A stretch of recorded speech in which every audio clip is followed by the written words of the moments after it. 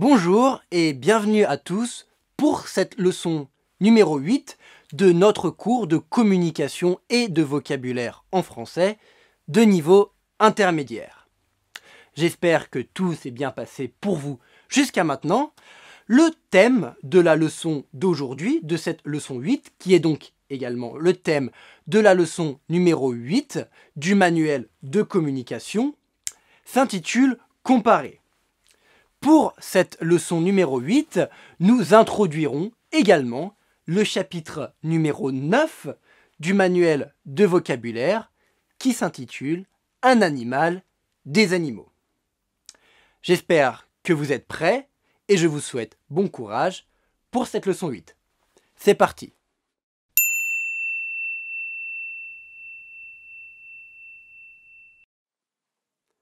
Les animaux domestiques. Les animaux domestiques sont les animaux que l'on a à son domicile, c'est-à-dire les animaux que l'on a dans sa maison, les animaux qui vivent avec nous. On appelle tous ces animaux-là les animaux domestiques. On peut donc par exemple penser au chat ou aux chattes, si c'est une femelle, un chat, une chatte, les chiens, un chien, une chienne, si c'est une femelle, ce sera une chienne, un chien, une chienne, ou par exemple encore les poissons rouges. Les poissons rouges qui vivent lorsque l'on a des poissons rouges chez soi, lorsque l'on a des poissons rouges à son domicile, ces poissons rouges vivent dans un bocal. Les poissons rouges vivent dans un bocal. Donc les animaux domestiques, on peut trouver les chats, les chiens, les chattes, les chiennes et les poissons rouges par exemple. Cette catégorie d'animaux qui vivent dans notre maison, dans notre domicile, sont les animaux domestiques. Cohabiter. Le verbe cohabiter contient donc deux parties, la partie co, la partie habiter. La partie habiter est donc un autre verbe. Lorsque l'on a une maison, on habite dans sa maison. Lorsque donc deux personnes cohabitent, deux personnes qui cohabitent sont deux personnes qui habitent ensemble. On dit donc cohabiter. On peut également utiliser le verbe cohabiter pour décrire la relation que deux personnes ont l'une avec l'autre. Deux personnes qui cohabitent bien, par exemple, sont deux personnes qui peuvent habiter ensemble car ce sont deux personnes qui s'entendent bien. Ici, on peut donc utiliser également le verbe s'entendre. S'entendre. Lorsque je m'entends bien avec quelqu'un d'autre, ça veut dire que j'ai une bonne relation avec cette autre personne. Je m'entends bien avec mon ami, nous nous entendons bien.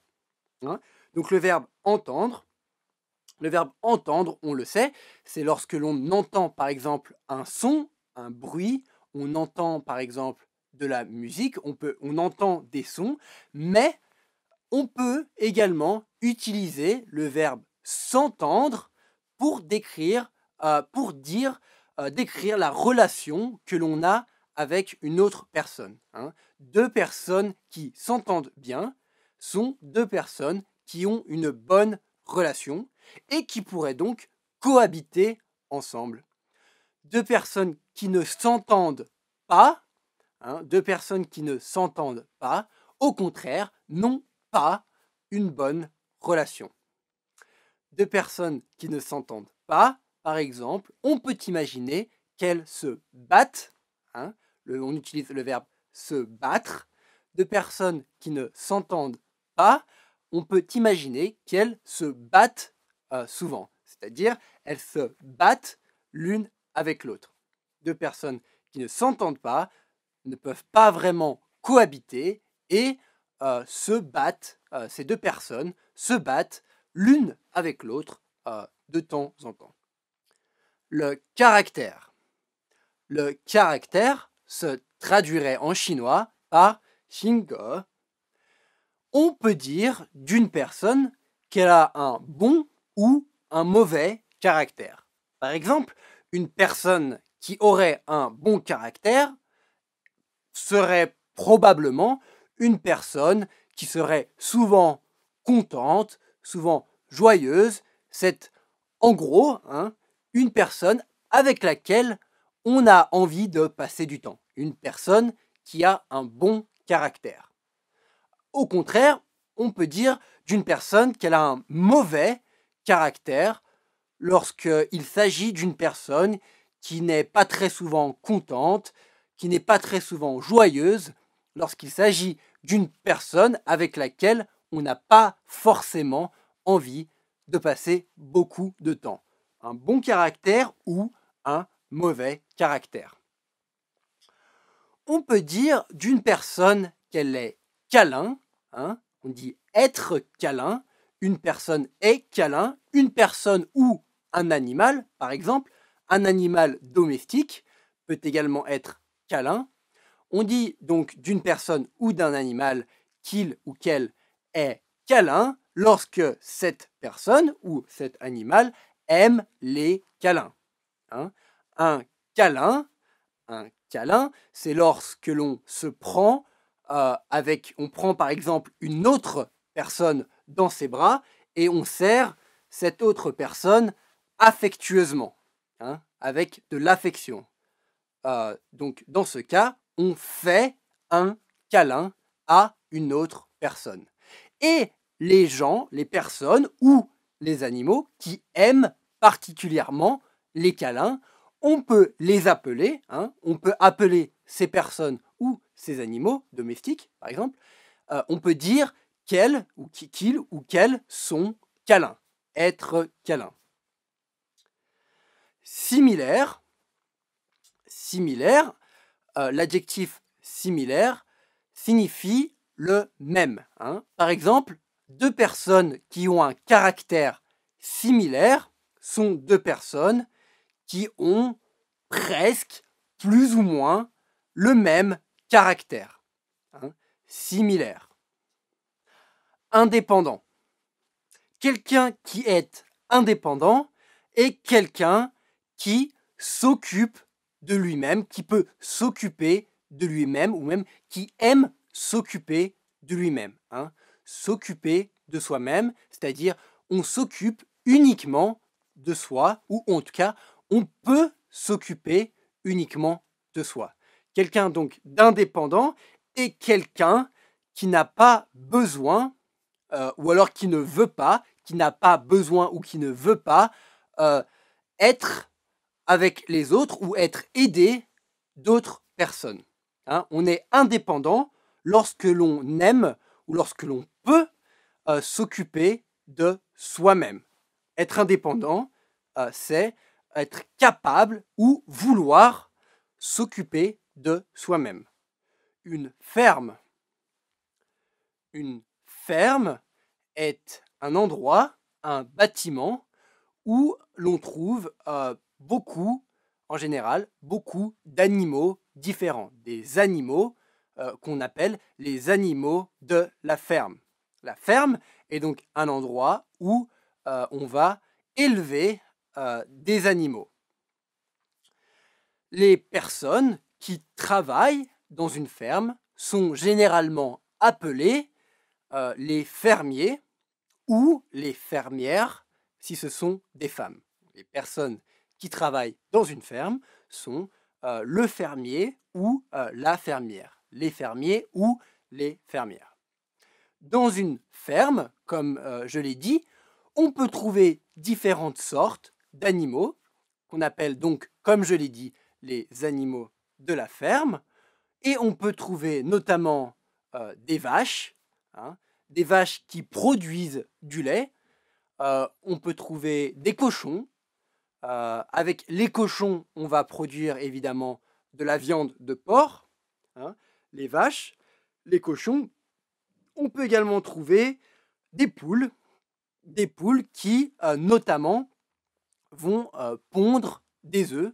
Donc des vaches, des cochons, des poules, les poules qui donc pondront des œufs ou avec lesquels on produira du poulet, par exemple. Donc, dans une ferme, travaille le fermier ou la fermière et on peut trouver différents types d'animaux tels que les vaches, les cochons ou les poules, par exemple.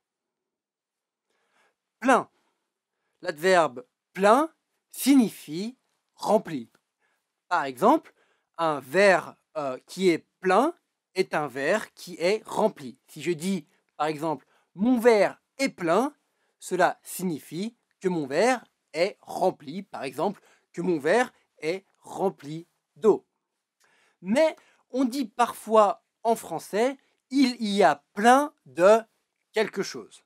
Dans ce cas, lorsque l'on dit il y a plein de quelque chose, cela signifie qu'il y a beaucoup, qu'il y a énormément de ce quelque chose.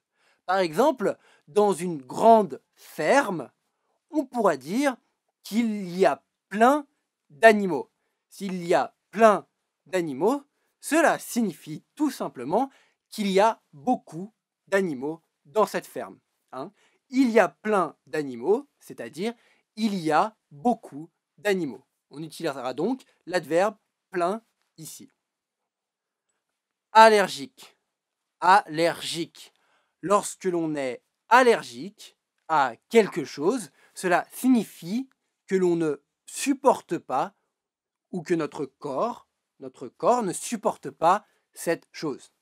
Par exemple, si je suis allergique au chat ou allergique au chien, cela signifie que j'ai du mal, que mon corps a du mal à supporter d'être en contact.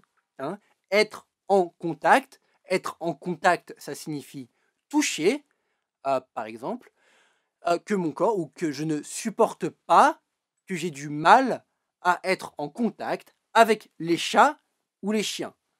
Si je suis allergique aux chats, j'aurai du mal à toucher les chats, à être en contact avec les chats, car ça me rendra malade, ça me fera éternuer, etc. Allergique, lorsqu'on est allergique aux chats ou aux chiens, on ne peut pas vraiment être en contact avec les chats ou les chiens. C'est pas de bol. C'est pas de bol ou ce n'est pas de bol. Ce serait plus grammaticalement correct de dire ce n'est pas de bol, mais comme je l'ai expliqué dans les leçons précédentes, en français, à l'oral, on oublie parfois d'utiliser le N de la négation. Au lieu de dire ce n'est pas de bol, on dira c'est pas de bol. C'est pas de bol, c'est pas de bol, signifie tout simplement ce n'est, c'est pas de chance. Tu n'as pas de chance, tu n'as pas de bol. Lorsque l'on dit à quelqu'un tu n'as pas de bol, tu n'as pas de bol, on lui dit tu n'as pas de chance. C'est une expression familière qu'on utilise donc dans un contexte familier, dans un contexte amical. Cette expression, c'est pas de bol, tu n'as pas de bol, on ne l'utilisera pas dans un contexte formel. On l'utilisera uniquement dans un contexte familier.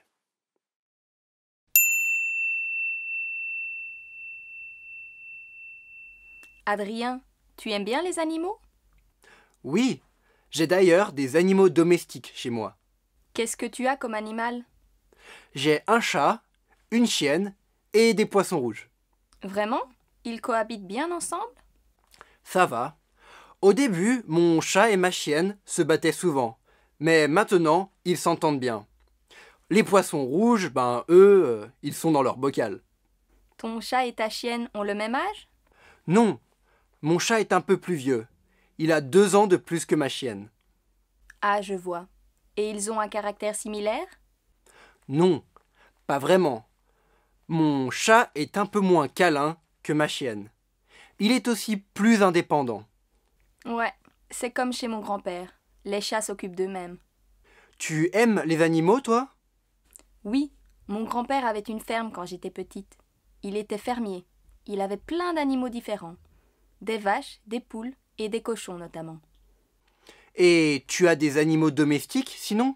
Non, malheureusement, je suis allergique aux chats et aux chiens. Du coup, c'est compliqué pour moi d'être en contact avec ces animaux-là. Ah, je comprends. C'est pas de bol pour toi.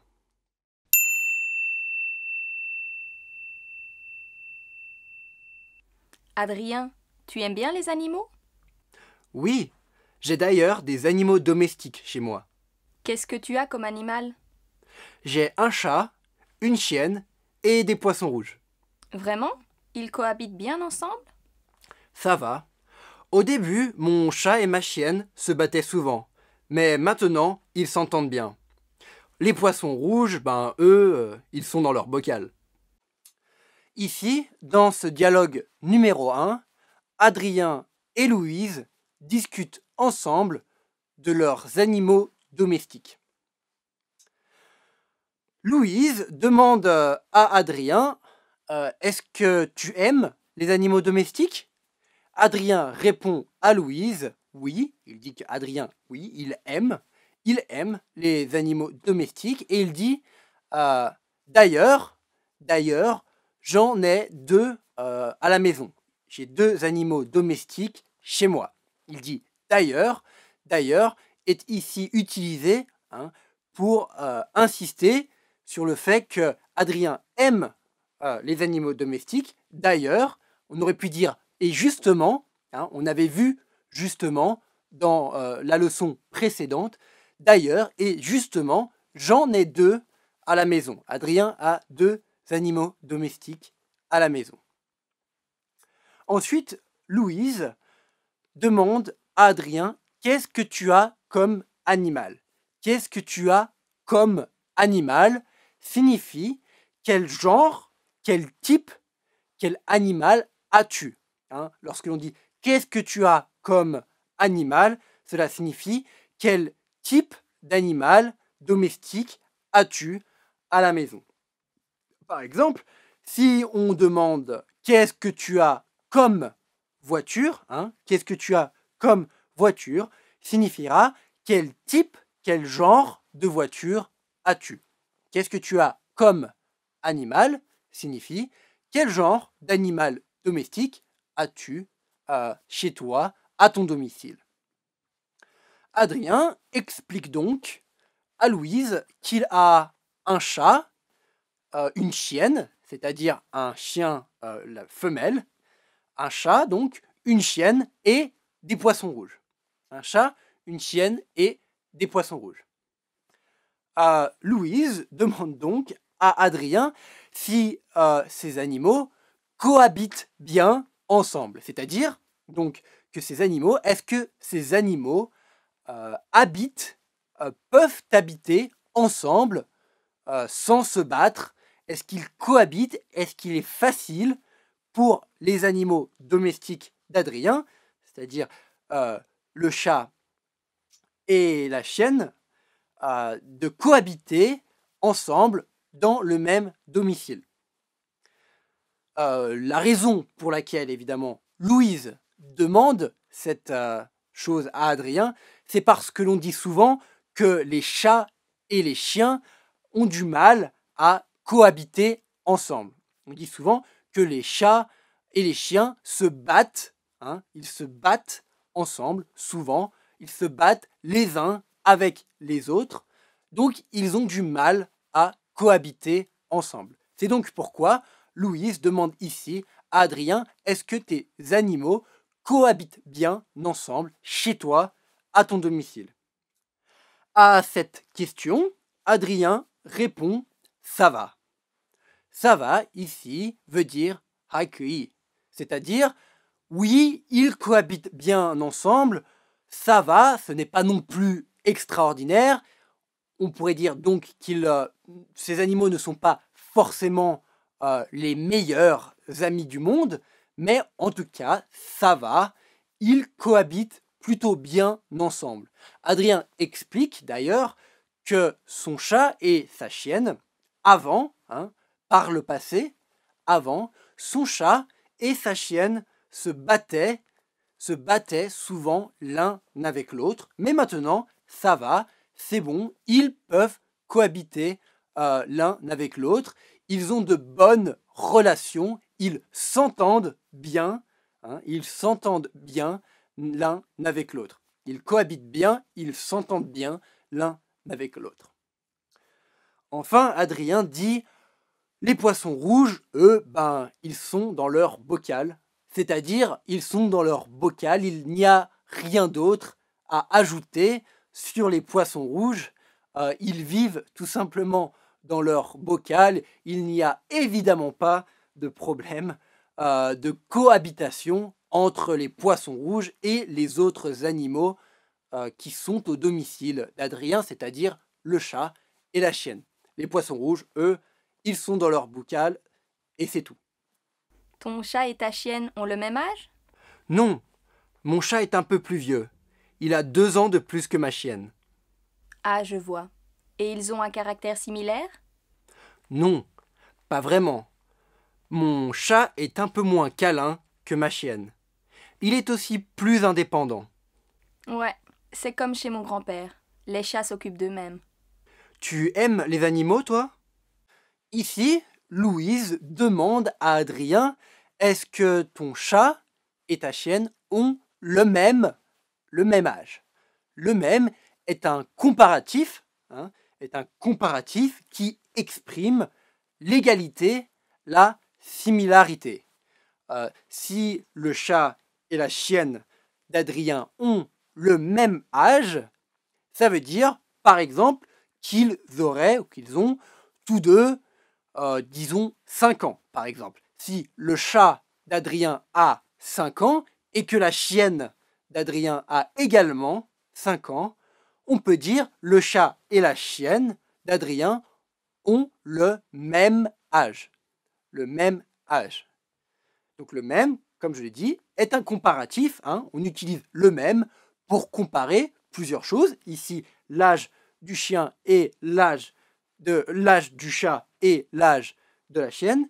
Donc on utilise le comparatif le même qui exprime l'égalité, la similarité. Adrien répond donc à Louise que non, son chat et sa chienne n'ont pas le même âge. Ils n'ont pas le même âge. Adrien explique que son chat est un peu plus vieux, un peu, c'est-à-dire pas beaucoup. Un peu, c'est l'opposé de beaucoup. Le chat d'Adrien est un peu plus vieux que sa chienne. Donc plus, on utilise plus, qui est ici un comparatif qui va exprimer la supériorité. L'âge du chat d'Adrien est plus grand, plus vieux que l'âge de la chienne d'Adrien. Adrien dit donc que son chat est un peu plus vieux que sa chienne. Il ajoute donc d'ailleurs que son chat a 2 ans de plus que sa chienne. Donc voilà, on utilise plus ici comme un comparatif pour comparer encore une fois l'âge du chat et l'âge de la chienne d'Adrien. On compare les âges et le plus va exprimer donc la supériorité de l'âge du chat d'Adrien par rapport à l'âge de sa chienne. Le chat est un peu plus vieux. Il a 2 ans de plus que la chienne.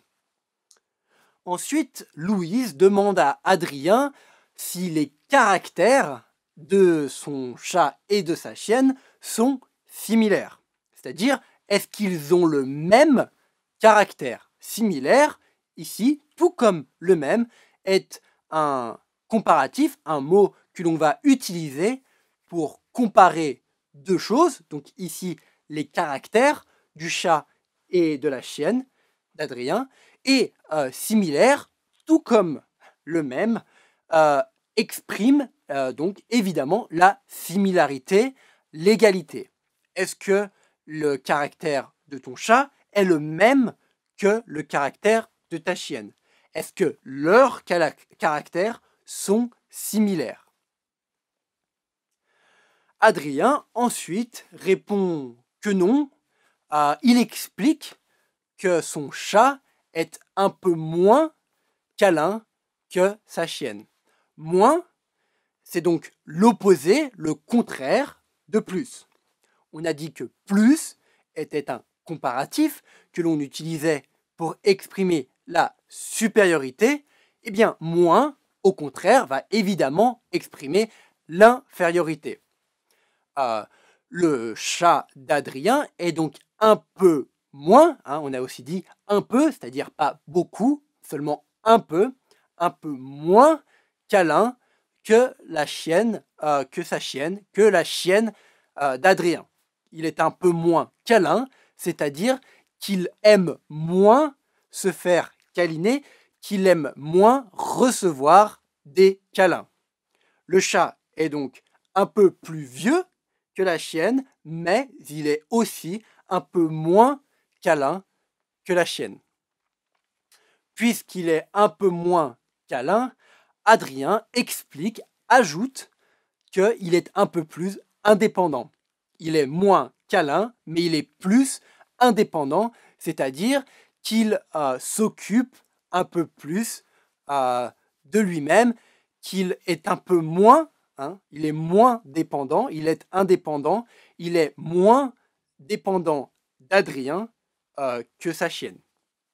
Enfin, Louise explique, ajoute, elle dit « c'est comme chez mon grand-père, c'est comme chez mon grand-père, où les chats sont également indépendants, ils s'occupent d'eux-mêmes. » C'est comme, ici, est également comme, on va également l'utiliser pour comparer. Ici, on compare le domicile d'Adrien avec celui du grand-père de Louise. Et Louise dit donc, ce qui se passe chez toi, c'est-à-dire ce que fait ton chat, c'est-à-dire il est indépendant, le caractère de ton chat, c'est comme, c'est le même, c'est similaire, donc un comparatif qui exprime l'égalité, la similarité.